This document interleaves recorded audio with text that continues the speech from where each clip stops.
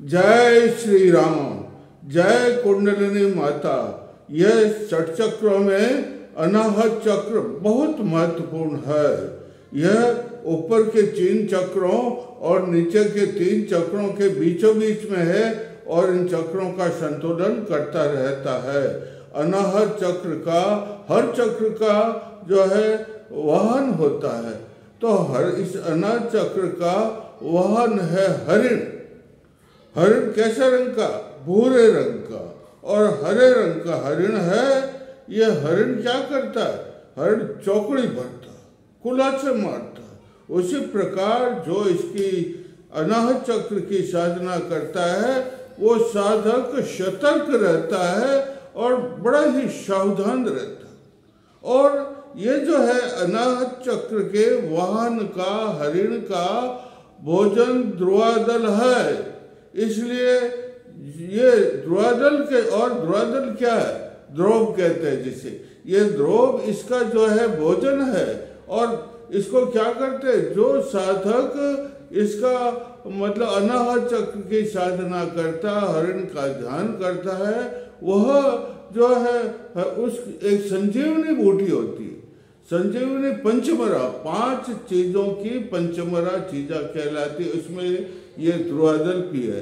तो जो साधक ध्यान करेगा अनाहत चक्र का, वो संजीवनी बूटी के समान मृत आदमी भी, मृत साधक भी एकदम उसका कलेवर बहुत सुंदर हो जाता, हरा भरा हो जाता है और बहुत चमकने लग जाता है। सारा शौर्य साहस उसमें आ जाता है और साधक शांत प्रिय, धीर, वीर और गंभीर भी हो जाता।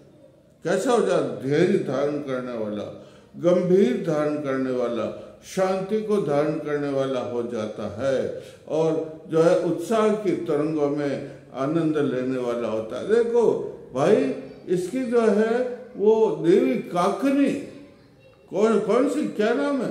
काकनी। जैसे मूलाधार की डाकनी, स्वादिष्ठान की राखनी, मणिपुर की लाखनी, वैसे अनाहत चक्र की देवी काकनी है। और काकनी अपने प्रकाशित चंचों से तीनों लोगों को प्रकाशित करती है। और काकनी में वो क्या करती है? देखो, तपाए हुए सोने के समान इसका, एक तो इसका मुख है द्विमुख और इसकी भुजाएं 4 है, चतुर्मुख है। और वह तपाए हुए सोने के समान उसका वर्ण है, या केसर की कली के समान उसका नवयौवना का वर्णन, सुंदर वर्ण है भाई। और सहस्रों बिजलियों के समान वो चमकती है, प्रभामय है और पीत साड़ी पहनी हुई है। उसके अलंकार है, 4 भुजाओं में अनेक प्रकार के 4 प्रकार के शस्त्र हैं। तो उस माँ का ध्यान करने से, काकनी माँ का ध्यान, महाशक्ति, महामाया, उसका ध्यान करने से वो एकदम ये चक्र, अनाहत चक्र का भेदन हो जाता। इस अनाहत चक्र में जो है कर्णिका में बाणलिंग है। उस बाणलिंग के ऊपर एक छिद्र है, रंध्र है। वो रंध्र चंद्रकांत मणि के समान चमकता है। उसमें भी ध्यान करने से यह चक्र, अनाहत चक्र शीघ्र ही भेदन हो जाता। सबसे बड़ी बात है जो बहुत विद्वान कहते हैं, अनाहत चक्र हृदय का स्थान है, इसमें जीवात्मा का वास। कैसे?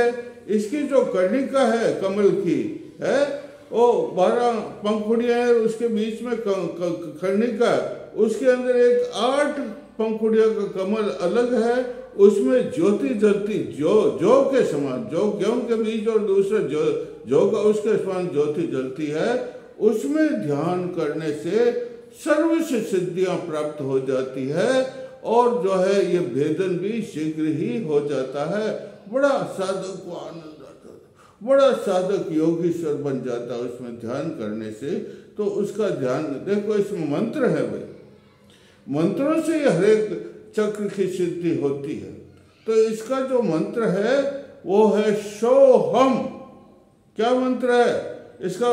पहले स्नान कर लो, शुद्ध हो जाओ और अंतर्मन को भी शुद्ध कर लो, पूजा की सामग्री रख लो और फिर यह जो इसकी फोटो भी आती है अनाहत चक्र की, वो फोटो सामने रख दो और गंध पुष्प धूप दीप नैवेद्य तांबूल आदि सर्वोपचार समर्पित कर दो और फिर बोलो सोहम सोहम सोहम। ये माला इस पर टिक के फेरनी है। कौन सी माला?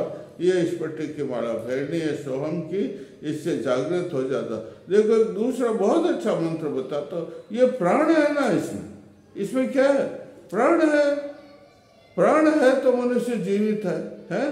तो उस प्राण के लिए मंत्र है ओम हंस ओम परम पद तर्पयामि ओम फट, ओम हंस ओम परम पद तर्पयामि ओम फट। यह मंत्र बोलना चाहिए और इससे ये शीघ्र ही वेदन हो जाता है।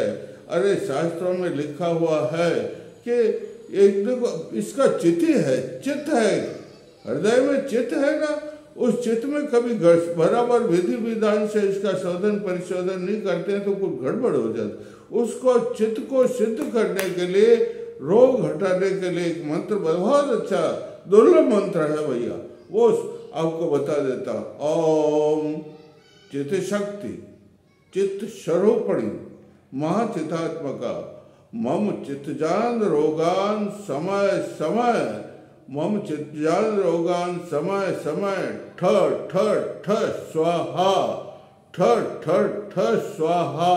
ये बोलना, इससे किसी प्रकार का मन विचलित नहीं होता है, मन स्थिर होता है और आपके चित्त के कोई भी रोग नहीं होता है और चित्त बिल्कुल प्रसन्न चित्त। जब चित्त एकाग्र होगा तो इस चक्र का भेदन होगा ना शीघ्र, माँ प्रसन्न हो जाएगी ना कुंडली माँ, और प्रसन्न होकर के आगे के और जाने के लिए इसका तो ताला खुल जाएगा और अनाहत चक्र की सिद्धियां सब प्राप्त हो जाएगी और माँ आगे जाने के लिए तत्पर हो जाएगी कमर कस करके, सब जड़ों विधियों अबाधाओं को पार करके। इसलिए ये ओम चितात्मका चिति शक्ति चित्त स्वरूपणी मम चित्तजान रोगान समय समय ठ ठ स्वाहा, ठ ठ स्वाहा। ये मंत्र आप अवश्य ही जप। ये जपने से जब किसी प्रकार का चित्त का रोग नहीं होगा तो ये जो है अनाहत चक्र शीघ्र ही भेदन हो जाएगा। भाई शास्त्रों में लिखा हुआ अनाहत चक्र रूपी चरखा और इस चक्र की प्राण रूपी डोरी, कौन सी डोरी? प्राण रूपी डोरी, और इस चक्र का सूक्ष्म हंस सूक्ष्म शरीर रूपी पतंग है। सूक्ष्म शरीर कौन सा? 5 इंद्रिया, 5 कर्मेंद्रिया, 5 तन्मात्रा, मन बुद्धि चित्त और अहंकार, ये 18 चीजें मिलकर के सूक्ष्म शरीर बनता है। तो जब चरखा हृदय प्राण रूपी डोरी, और जब प्राण रूपी डोरी कट जाती है तो पतंग कट जाता है और सूक्ष्म शरीर उसके साथ में जाकर के दूसरे घर में प्रवेश करता है और अपने साथ में सारे कर्म संस्कार ले जाता है, जो पूर्व जन्म के भोग के कर्म सार अपने साथ में ले जाता है और अच्छा होता है। जो इस चक्र की साधना कर लेगा उसको अच्छा जो है वो मिलेगा। और ये जय श्री राम। मैं और आगे आपको कल बताऊंगा।